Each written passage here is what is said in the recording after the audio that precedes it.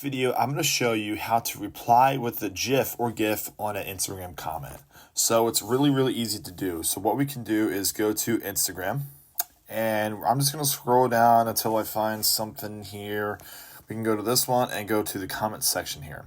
So this is going to work with a new update of Instagram. It came out about a year or two ago. Everyone should just have this, but make sure your Instagram app is currently updated to the newest version.